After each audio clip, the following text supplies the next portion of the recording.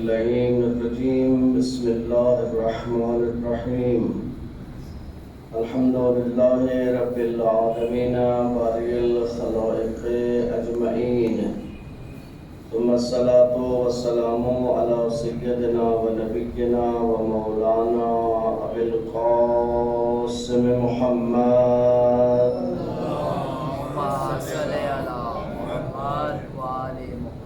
وعلى أهل بيت الطيبين الطاهرين المعصومين المنتجبين المنتخبين أما بعد فقد قال الحكيم في محكم كتابه وقوله الحق وهو أصدق القائلين بسم الله الرحمن الرحيم يا أيها الذين آمنوا كتب عليكم الصيام كما كتب على الذين من قبلكم لعلكم تتقون. محترم و معزز سامعین، ماہ مبارک میں اللہ نے روزوں کو فرض کرنے کا جو فلسفہ بیان کیا وہ تقویٰ ہے. اگر انسان اپنے اندر یہ احساس کرے کہ ماہ مبارک کی صورت میں وہ حرام کاموں سے بچ رہا ہے اور واجبات کا پابند ہو رہا ہے، اس کو اطمینان ہونا چاہیے کہ وہ روزے کا جو مقصد ہے اس کو حاصل کر پا رہا ہے. روزہ جس مقصد کے لیے فرض ہوا ہے اس کا بنیادی مقصد تقویٰ ہے. جمعہ کے خطبہ میں آپ سنتے ہیں کہ جب مولانا خطبہ کا آغاز کرتے ہیں تو ایک جملہ کہتے ہیں اوصیکم بتقوی اللہ، میں آپ تمام مومنین کو اور اپنے آپ کو تقویٰ کی وصیت کرتا ہوں. اور تقویٰ کا سادہ ترین ترجمہ واجبات کی پابندی اور محرمات سے دوری. دیکھیں، واجبات کی بھی لسٹ ہے اور محرمات کی بھی لسٹ ہے. ہم عام طور پہ زیادہ آشنا نہیں ہوتے واجبات سے. 2-4 واجبات ہمارے ذہن میں ہیں، 2-4 محرمات ہمارے ذہن میں ہیں. میں نے یہاں سے بھی اور کئی دفعہ دیگر جگہوں پہ بھی اس جملے کو عرض کیا کہ ہمیں ایک دفعہ شوق ہوا کہ واجبات کی لسٹ دیکھیں، کتنے واجبات ہو سکتے ہیں، کتنے محرمات ہو سکتے ہیں.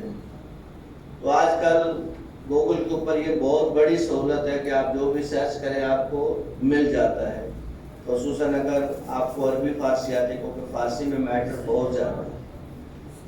تو ہم نے جب سرچ کیا تو ایک پوری لسٹ سامنے آئی. اس کو میں نے ٹرانسلیٹ بھی کیا، اس کے کچھ کام ابھی باقی ہے. اس میں جب ہم نے صرف ٹرانسلیٹ ہے، یعنی یہ واجب ہے یہ حرام ہے، یہ واجب ہے یہ حرام ہے، یہ واجب ہے یہ حرام ہے، آپ کو سن کے تعجب ہوگا کہ واجبات اور محرمات کی لسٹ 12 A4 پیجز پہ ہے. جو بڑا پیپر ہوتا ہے، آپ فوٹو اسٹیٹ کے لیے جائیں تو بڑا جو پیپر A4 یوز ہوتا ہے اس کے 12 پیج ہیں جس کے اوپر صرف یہ لکھا ہے یہ واجب ہے یہ حرام ہے، یہ واجب ہے یہ حرام ہے. تو بہت سارے واجبات کا میں آپ کو ایک مثال کے ذریعے عرض کروں کہ حج تب واجب ہوتا ہے جب آپ مستطیع ہو جائیں. مستطیع کا مطلب کیا ہے کہ آپ کے پاس آنے جانے کے اخراجات ہوں، آپ کا بدن، آپ کی صحت اجازت دے اور سفر میں کوئی رکاوٹ نہیں ہو. یہ بنیادی شرائط ہے. لیکن سوال یہ ہے کہ آیا میرے اوپر اپنے آپ کو مستطیع کرنا واجب ہے؟ یعنی میں ایسی کوشش کروں، میں ایسے کام کروں، پیسے اکٹھے کروں، پیسے جوڑوں، پیسے بچاؤں، کوشش کروں کہ میں مستطیع ہو جاؤں. آیا یہ واجب ہے؟ نہ، یہ واجب نہیں. مستطیع ہو جائے تو حج واجب ہو جائے گا، لیکن اپنے آپ کو مستطیع بنانا، کوشش کرنا، یہ واجب نہیں ہے. پھر آپ سوال کریں کہ مستطیع کیسے ہوتا ہے؟ خوب وراثت سے پیسے مل گئے، کہیں سے کوئی پوائنٹ نکل آیا، کوئی کہیں سے پیسے آ گئے آپ کے ہاتھ میں، بائی چانس آپ مستطیع ہو گئے تو آپ پہ حج واجب ہو جائے گا. لیکن اس کے برعکس شادی کرنا واجب نہیں ہے، شادی بذات خود واجب نہیں ہے. ہاں اگر شادی نہ کرنے سے انسان کو خدشہ ہو کہ وہ گناہ میں مبتلا ہو جائے گا تو اب گناہ سے بچنے کے لیے شادی کرنا واجب ہے. حج واجب نہیں تھا، مستطیع بنانا اپنے آپ کو واجب نہیں تھا، لیکن مستطیع ہو گئے تو حج کریں گے. شادی کرنا واجب نہیں تھا لیکن شادی ہو گئی. اب جو اخراجات ہیں بچوں کے، اہلیہ کے جو اخراجات ہیں وہ کہ حج کی طرح ہیں کہ اگر آپ ہو گئے مستطیع تو حج کر کے آ جائیں گے، اور اگر پیسے ہو تو بیوی کو دے دیں خرچے کے لیے، نہیں ہے تو کہ میرے پاس تو نہیں ہے. نہیں، ایسا نہیں ہے. اب آپ نے یہ بیڑا اٹھا لی ہے، آپ نے شادی کر لی ہے، اب اس کے اخراجات، اس کے بچوں کے اخراجات، آپ کے بچوں کے اخراجات آپ پر واجب ہیں. اب اس واجب کو اپنے سے ٹالنے کے لیے، بری ذمہ ہونے کے لیے آپ کو کام کرنا واجب ہے. آپ جائیں کوشش کریں. یہاں بہانا نہیں چلے گا جی میں کیا کروں، کام نہیں ملتا، کیا میں مزدوری کروں. آپ کریں مزدوری. مزدوری کرنے میں کیا آر ہے؟ دیکھیں ہم نے اپنے گرد کچھ دائرے لگا لیے، کچھ حصار لگا لیے. ایون ہم طلبہ نے، اگر آپ ہمارے علماء کی ہسٹری کو پڑھیں تو میں نے پڑھا سنا علماء سے، ایک وقت تھا کہ جب مالی حالات اچھے نہیں تھے تو کچھ علماء 6 مہینے کام کرتے تھے، 6 مہینے آ کے مدرسے میں پڑھتے تھے کہ پڑھنا بھی ضروری ہوتا تھا اور ادھر اخراجات نہیں ہے، تو 6 مہینے کام کرتے تھے، 6 مہینے آ کے پڑھتے تھے. تو کام سے مفاد نہیں ہے، مزدوری عیب نہیں ہے. دیکھیں اگر ان حقائق کو انسان سمجھنا شروع کرے، بات ہے تقویٰ کی. سب سے بڑے متقی کا نام ہے امیر المومنین علی ابن ابی طالب علیہ السلام.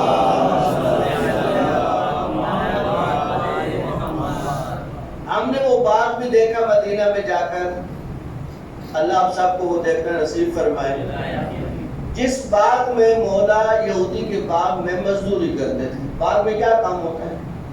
باغبانی میں کیا ہوتا ہے؟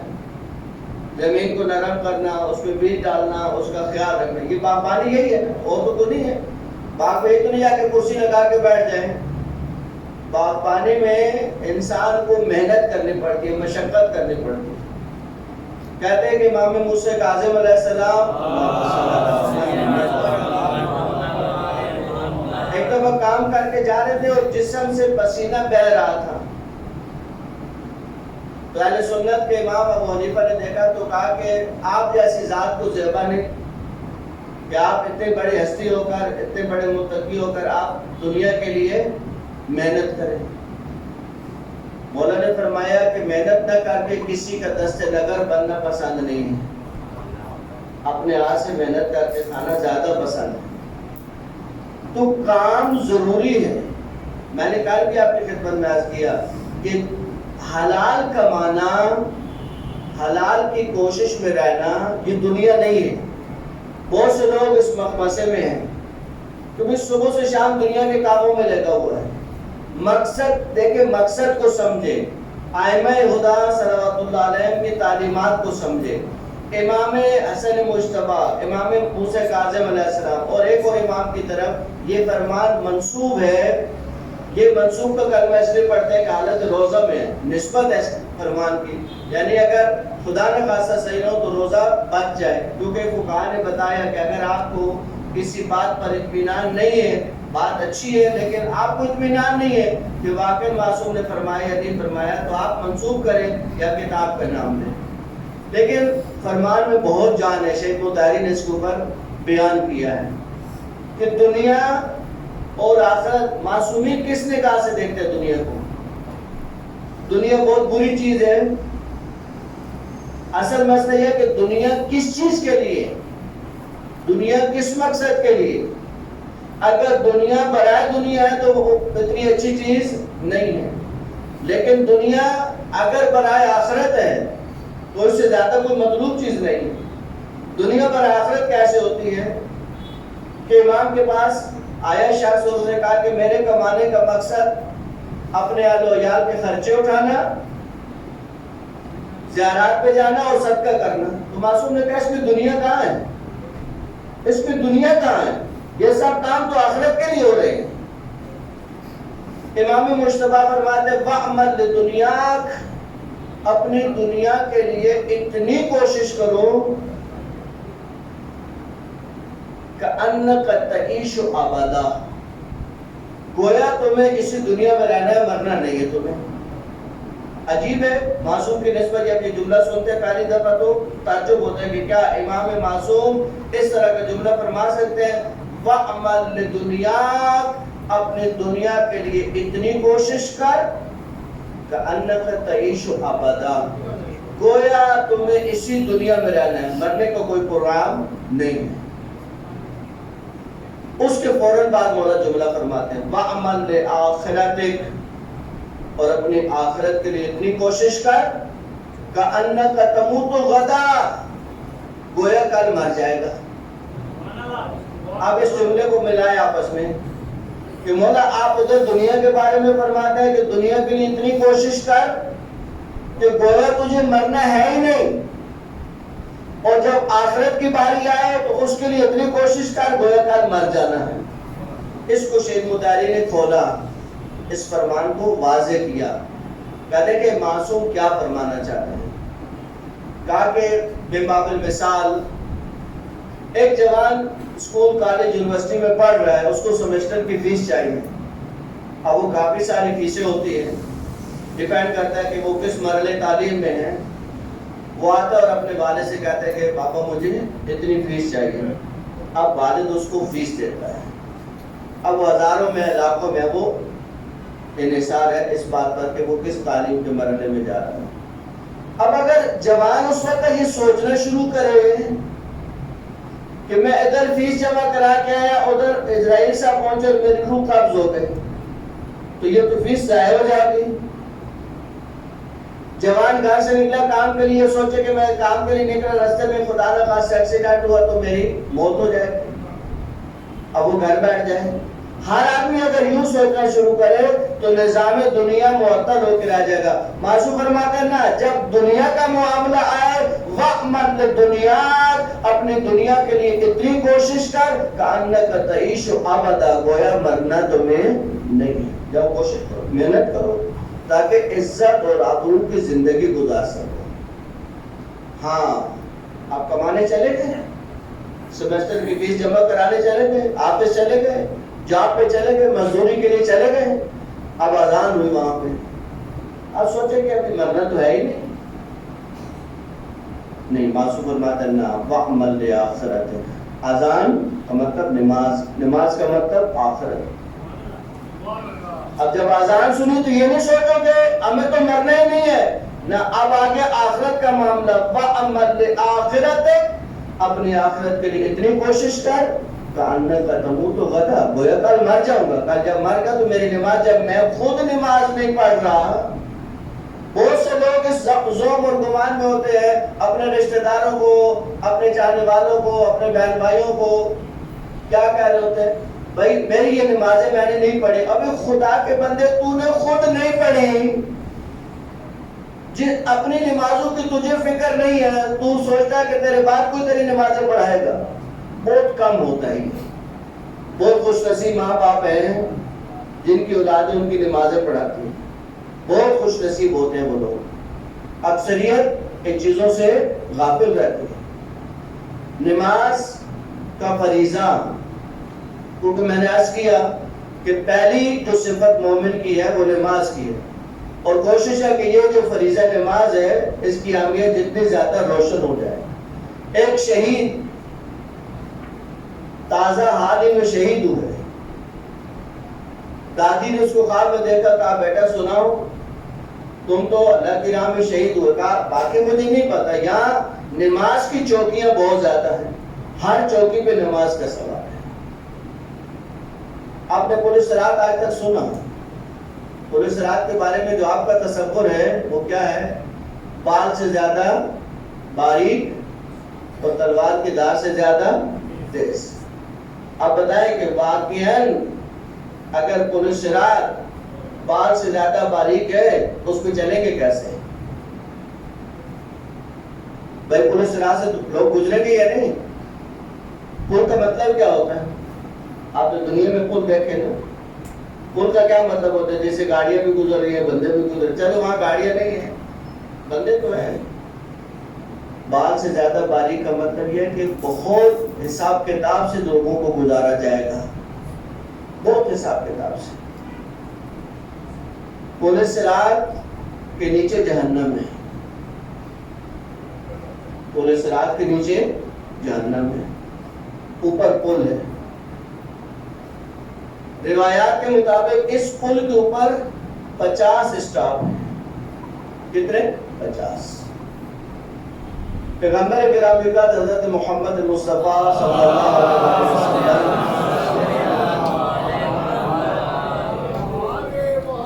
فرماتا ہے کہ میرے پاس چاہنے والے بات کم، بہت کم، اس پل سے 4 رکعت نماز کے وقت کے برابر میں گزر جائیں گے، یعنی جتنا 4 رکعت نماز پہ ٹائم لگتا ہے اتنی دیر میں یہ 50 اسٹاپ گزار کے نکل جائیں گے۔ پل صراط کراس کرنے کا مطلب جنت ہے، پل کے اس طرف جنت ہے۔ اگر پل کراس ہو گیا تو سمجھے کہ جنت پہنچ گئے۔ پل کراس نہیں ہوا، کچھ کو تو پل کے نیچے سے گرا دیا جائے گا، ان کو تو پل پہ چڑھنے بھی نہیں دیا جائے گا۔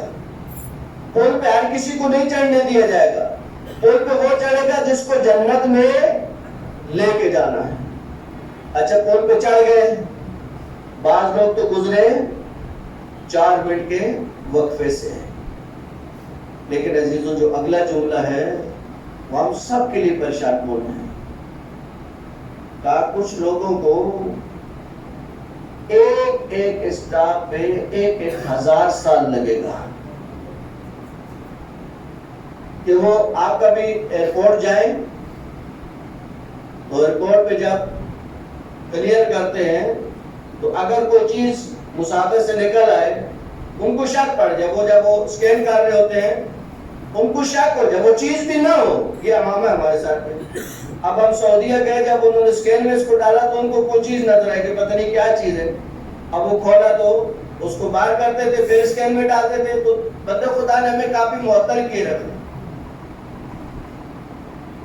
اگر شک پڑ جائے جب تک وہ کلیئر نہ ہو آپ کو باڈی کی طرف وہ جانے نہیں دیتے۔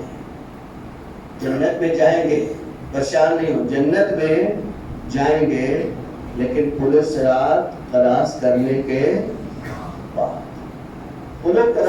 پل صراط کو کراس کرنا اتنا آسان نہیں ہے۔ اگر اہل بیت سے رشتہ مضبوط ہوا، رشتے کا مطلب یہ نہیں دنیاوی رشتہ داریاں جو ہیں، دنیاوی رشتہ داریاں نہیں۔ علامہ امینی رحمت اللہ علیہ انہوں نے الغدیر پہ 30 جلدوں میں کتاب لکھی، 30 جلدوں میں۔ کتنی؟ 30 جلدوں میں الغدیر۔ آپ کو الغدیر سے کیا یاد ہے؟ اگر میں آپ سے پوچھا الغدیر سے آپ کو یاد ہے زیادہ سے زیادہ ایک جملہ، من کنت مولا ماذا علی، اس سے زیادہ ہم شیعوں کو غدیر سے کچھ یاد نہیں ہے۔ لیکن اس عالم ربانی نے اس غدیر کے واقعے کے اوپر 30 جلدیں لکھی۔ کیا لکھا ہوگا اس کے اندر؟ کیا کچھ لے کے آئے ہو؟ کہا کہ ان کے بیٹے نے خواب دیکھا۔ خواب دیکھتا ہے کہ امیر المومنین کھڑے ہیں اور حوض کوثر سے لوگوں کو جام دے رہے ہیں۔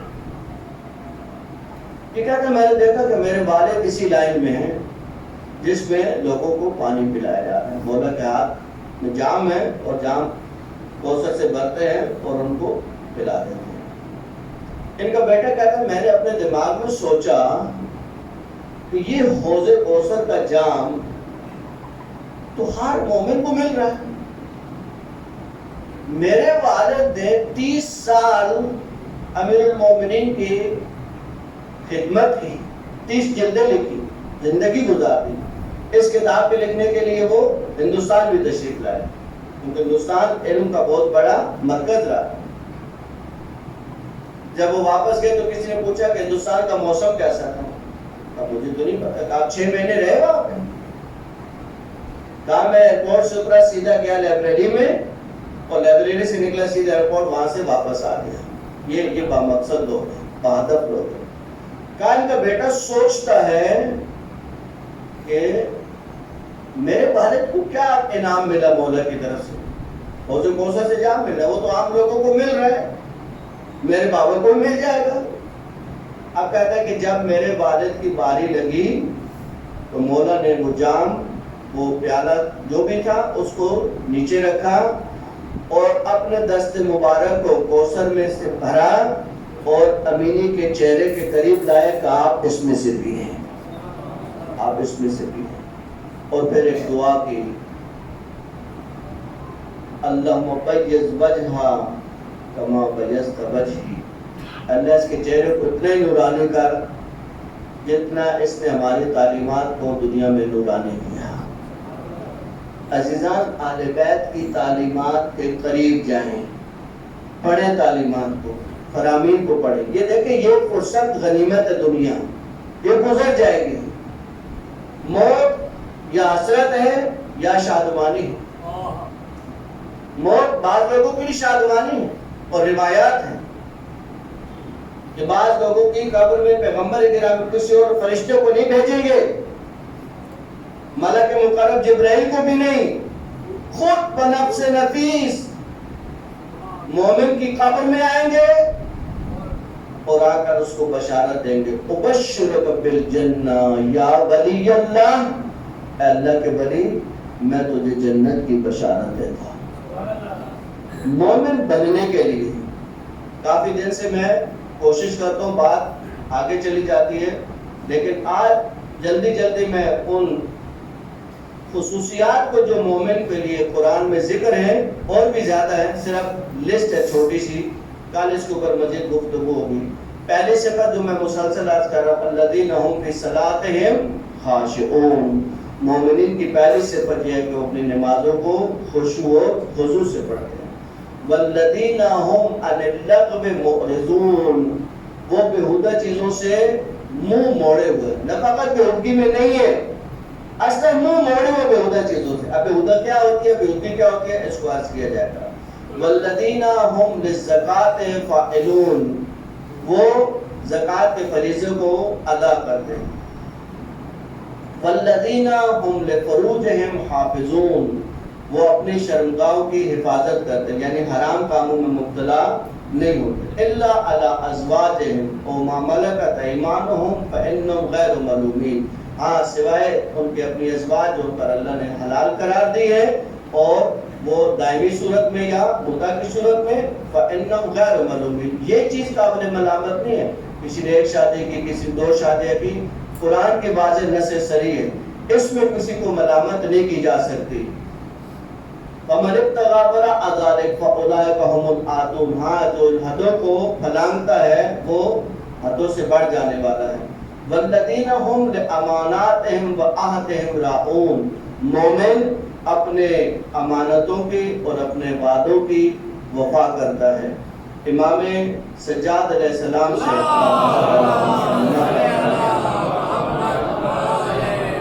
کسی نے پوچھا کہ اگر یزید پلیت آپ کے بابا کا سر آپ کے پاس امانت رکھے تو آپ اس کو بھی واپس کریں گے؟ امانت کا مسئلہ اتنا سخت ہے. والذین هم لأماناتهم وعهدهم راعون والذین هم علی صلواتهم یحافظون. اوپر کہا کہ وہ اپنی نمازوں کو خشوع و خضوع سے بجا لاتے ہیں، اور آخر میں کہا والذین هم علی صلواتهم یحافظون، وہ اپنی نمازوں کی حفاظت کرتے ہیں، نمازوں کو ضائع نہیں ہونے دیتے. اولئک هم الوارثون، ہاں یہ وارث بنیں گے کس چیز کے؟ الذین یرثون الفردوس، ان کو فردوس کا وارث بنایا جائے گا. ہم فیہا خالدون، اور یہ بہشت میں ہمیشہ ہمیشہ رہا کریں گے. دیگر بہت ساری صفات ہیں عزیزان مومنین کی، مومن کی کم صفات نہیں ہے. کوشش کریں اس ماہ مبارک میں جو اللہ نے ایک غنیمت کی صورت میں، دیکھیں ہر ماہ مبارک غنیمت ہوتا ہے ہمارے لیے. ہر ماہ مبارک جب آتا ہے تو ہمیں ایک نئی فرصت ملتی ہے، ایک نیا موقع ملتا ہے کہ ہم اپنی کوتاہیوں کی طرف متوجہ ہوں، ہم اپنی غفلتوں کی طرف متوجہ ہوں. دیکھیں غفلت بہت بری چیز ہے، اس کو کل تفصیل سے عرض کروں گا. ایک جملہ مولا امیر علیہ السلام فرماتے ہیں کہ شراب کا نشہ ٹوٹ جاتا ہے،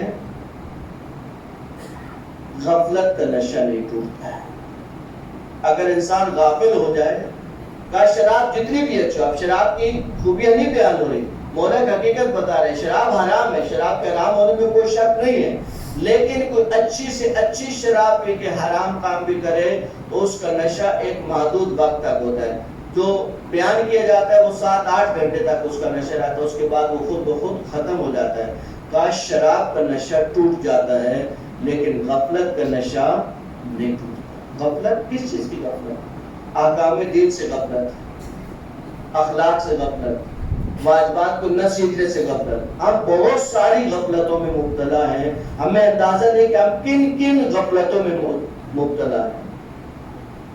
وضو صحیح کرنا واجب ہے، وضو صحیح کرنا. اگر آپ وضو صحیح نہیں کرتے ہیں تو آپ کی نماز نہیں ہوتی، یہ غفلت ہے. آپ جائیں مولانا کو پاس کھڑا کریں کہ مولانا میں وضو کر تو دیکھیں میرا وضو صحیح ہے کہ غلط. اس پہ کیا مشکل ہے، اس پہ کیا عیب ہے؟ بجائے اس کی کہ غلط کرتے رہے اصلاح کرنے میں. اگر چلے یہاں شرم آتی ہے کہ بھائی مولانا کیا کہیں گے کہ آتا ہے اس کو وضو کرنے نہیں آتا.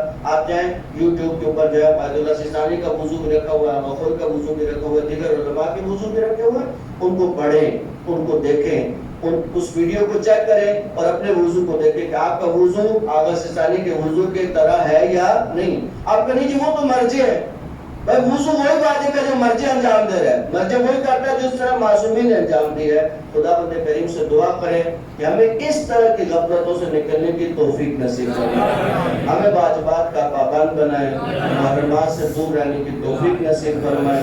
جن مومنین نے دعائیں ذمہ لگائی ان کی دعا اپنی بارگاہ میں مستجاب فرمائے، جو پریشان ان کی پریشانیوں کو دور فرمائے، جو زیارات کی تمنا رکھتے ان کی تمناؤں کو پورا فرمائے. آقا اور مولا امام علیہ السلام کا جلد ظہور فرمائے، آقا کے قدموں میں جامع شہادت کی سعادت نصیب فرمائے. جن مومنین نے آج تک افطاری کا اہتمام کیا ان کے رزق میں وسعت نصیب فرمائے، ان کے مرحومین کی مغفرت فرمائے، ہم سب کے مرحومین کی مغفرت فرمائے. تمام مرحومین آج جن مومنین نے افطار کرائے ان کے مرحومین، اپنے مرحومین شہداء ملت جعفری سب کے لیے بسم اللہ الرحمن الرحیم. الحمدللہ رب العالمین الرحمن الرحیم مالک یوم الدین ایاک نعبد و ایاک نستعین اهدنا الصراط المستقیم صراط الذین انعمت علیہم غیر المغضوب علیہم ولا الضالین. بسم اللہ الرحمن الرحیم قل هو اللہ احد اللہ الصمد لم یلد ولم یولد ولم یکن له کفوا احد. بسم اللہ الرحمن الرحیم قل هو اللہ احد اللہ الصمد لم یلد ولم یولد ولم یکن له کفوا احد. بسم اللہ الرحمن الرحیم قل هو اللہ احد اللہ الصمد لم یلد ولم یولد ولم یکن له کفوا احد. یا رب حق محمد و آل محمد. تمام مرحومین بالخصوص سعودیہ بنت عبدالحسین کوکر علی عباس ابن سید محمد مسرت صاحب کی مرحومین، شیخ محمود الحسن صاحب کی مرحومین، شہداء ملت جعفریہ، تمام مرحومین کو جو والے علیہ بیت علیہ السلام نے جگہ نصیب فرما. ہماری دعاؤں کو اپنی بارگاہ میں مستجاب فرما. دعاؤں کی قبولیت کے لیے مل کر بابا سے بلند صلوات.